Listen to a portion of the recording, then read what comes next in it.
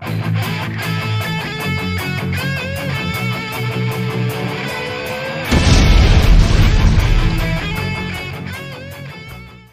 guys, so here I am profiling Madolches in the new new ban list. I actually think Madolche is going to be a really strong deck.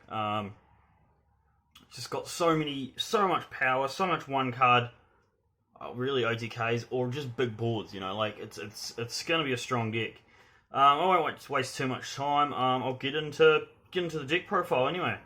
So we have the new card. Petting Cesar, she is amazing. Special summon if you don't have a monster in your graveyard, and then she can special summon from deck and lowers its level by 1. So generally you'd go Pudding Cess to go into a rank 4, which can then go into Choco a la mode, and that's when you get your pluses and a lot of special summon from deck. She does have the restriction though to be locked into Madolche for the turn. So yeah, I mean it's got a drawback, but look, it's still pretty strong. It's your best starter. And then you've got Angeli. Obviously, Angeli, tribute to summon a monster, and then that monster can't destroy a battle. Generally, you'd summon your Hoot Cake, can't destroy a battle, and then Hoot Cake can either summon Petting Cesar or your Message Gelato, things like that, to start getting your pluses. So yeah, another great card. And finally, to knock off these 3 fizz, there's Madolche. And Madolche, obviously, search on summon. When we get these new support, she gets even better, even though she's pretty amazing right now. Search Petting Cesar, and then that's your starting combo, and it is amazing.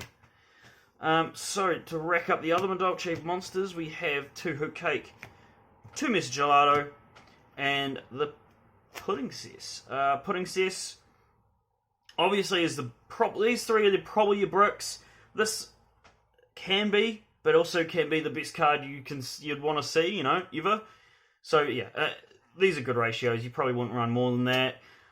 Maybe when the new trap card comes out, a spell and trap card come out, we might be able to dip just to 1, but that's a couple months away. But for the meantime, this is your perfect ratio. This is where you want to be.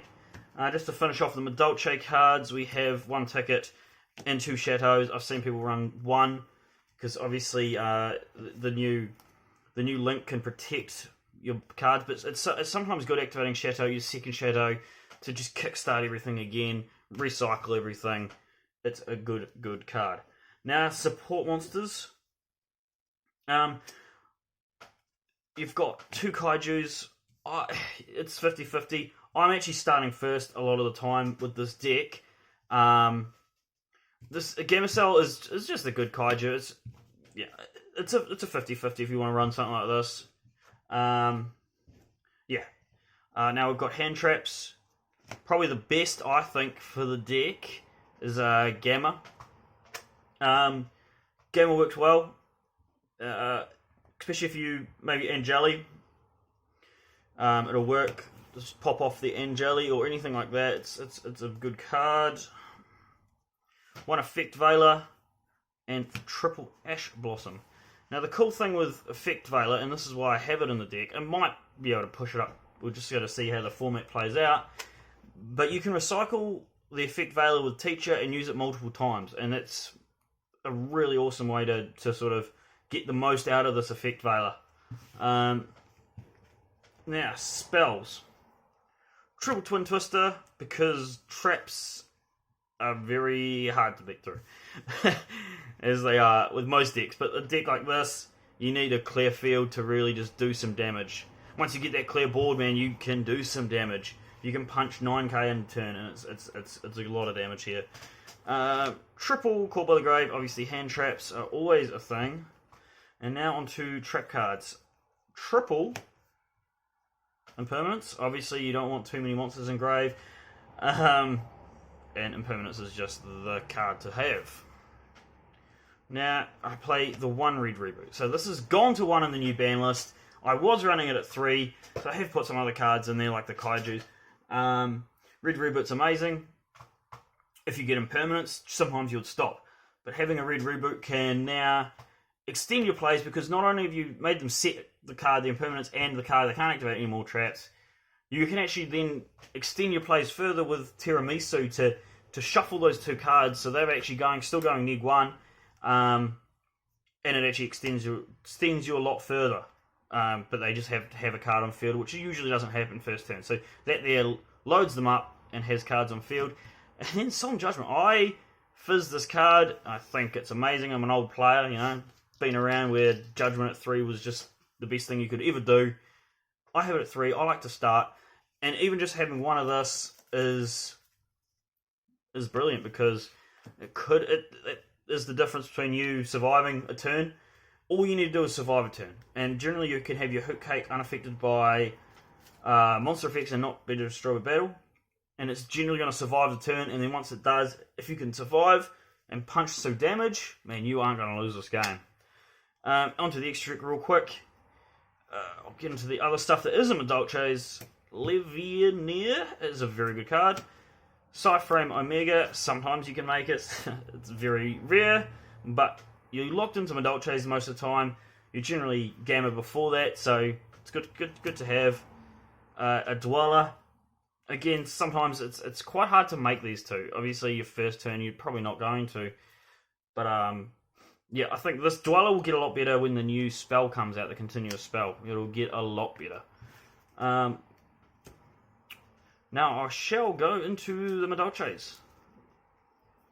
Triple Fresh Sitar. Now, I mean, you could probably cut this. Cut this down to 2. It's fine. My X-Rec is actually still X-Rec when I was running Extravagance. I've just kind of tested not running Extravagance. Yeah, it's a lot of the time I was banishing 3 teachers, and you kind of just can't do anything after that. There's a lot of risk, a reward. Yeah, so 3 is to start. Obviously, that can get cut, and I think it probably will be later on. But at the moment, it's at 3. 3 Chocolate a la Mode, amazing card. 3 Teacher. This card is amazing. This card has the ability to shuffle cards into your graveyard, from graveyard, from either player's graveyard into the deck. But if you have your Chateau, go to hand, which then, like I said, you can recycle hand traps and use them again with things like Veiler. I was running DD Crow as well, but I think the format doesn't need to be like that. At the moment, it was when mainly Orcust was a very Orcust sort of meta. But now I think Teacher puts in work. Chocolate a la Mode is your crazy extender, and she gets even better when the new trap card comes out, because you can put Pudding Cess straight under her with Foolish Burial Goods, which I will be running. We could have videos on that later, on what my rebuild is going to be like with the new support coming out. And then finally, probably the best XYZ in the game. And that is 3 copies of Tiramisu. Now, I don't really know what else to say about her. Shuffle 2 from your graveyard into deck. And obviously, if you've got your field spell, it's the hand. So that's a lot of advantage already. But then it non-target shuffles into deck cards from your opponent, which literally bypasses almost everything. And that is amazing. Amazing card. Probably the best XYZ in the game. And you just need to run it. You need to max out on this. I know you can recycle them, but look, it's not worth the risk. I'd rather have that extra copy just to be safe. You can probably Tiramisu 2 or 3 times in a turn. So yeah, that's it, guys. Let me know what you think. Like and subscribe to the old Team Hoon Hey. We'll just give you more shit deck profiles, you know, every week, more shit. And yeah, so that's us. It's another quick deck profile. Hope you enjoyed it, boys. See ya.